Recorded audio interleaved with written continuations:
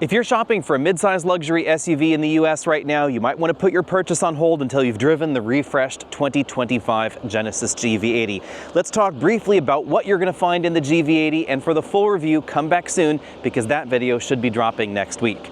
Since I can't cover everything in this video, be sure and come back on the embargo date at the bottom of your screen. That's when you're going to find the full review dropping on the YouTube channel. The first thing you're going to notice is definitely the new look. We have this double basket weave pattern going on the front grille. We had one line in the pre-refresh model, and then we have different headlights here now with 18 individual LED modules on each side. Sorry for the strobing effect there. That's just the way the camera sees those LEDs. New wheels, of course, and that dual line theme continues all the way around the vehicle. This is about the same size as an X5 or a GLE, basically the same as before. They didn't change the length or anything. And there is going to be a coupe model coming later this year, probably in the fall. That dual line strip continues out back, where we don't find quite as much of a difference as we found up front in terms of its design. The big thing, of course, is with the interior. This has received a pretty radical transformation for 2025. You've probably already seen this in photos, but let's just go over what's happening here. We have one enormous 27-inch OLED display running right there across the dashboard.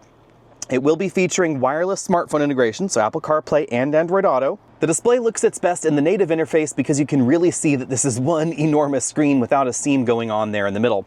The dashboard style has also been changed to make that screen look like it belongs in this interior. So we have a new steering wheel over here, lots of two-tone themes going on, lots of new trim materials available, including this recycled newspaper trim. It's a bit difficult to show you on camera, but this is actually a multi-color trim here because it's basically color newspaper that's been laminated and then cut at an angle so you can even see letters and things like that in this trim. That's a really cool touch. Something we also find in the new Cadillac optic. New controls there for the climate control systems, but the bulk of the interior remains the same. So very similar door panels, very similar seats to what we had before.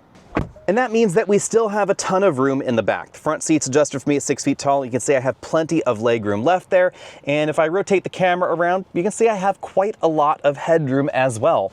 And even more headroom if I move over here to the middle seat because we get this big glass panel. You're gonna find that in most of the GV80s, but not all of them. It's a two-pane sunroof setup, so we get one pane that's fixed back here for the rear passengers and then a front one that actually opens. Cool touch, a large number of models are going to have shades in the back, either manual or powered depending on the trim you get, and these rear seats, they're powered as well. If you feel so inclined, there is still going to be a small third row available. That's where it would live, but unfortunately they don't have a third row for us to test here.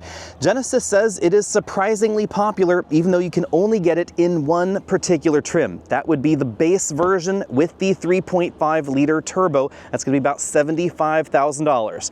The actual base version of this is gonna be just over $59,000, including destination, and it's gonna be on sale, well, within about a few weeks of you watching this video. So be sure and run on down to your Genesis dealer if you want to know more, and stay tuned to see how this refreshed model drives. Again, that date is at the bottom of your screen there. But this is going to run between about $59,000 and about $82,000 depending on the options that you select.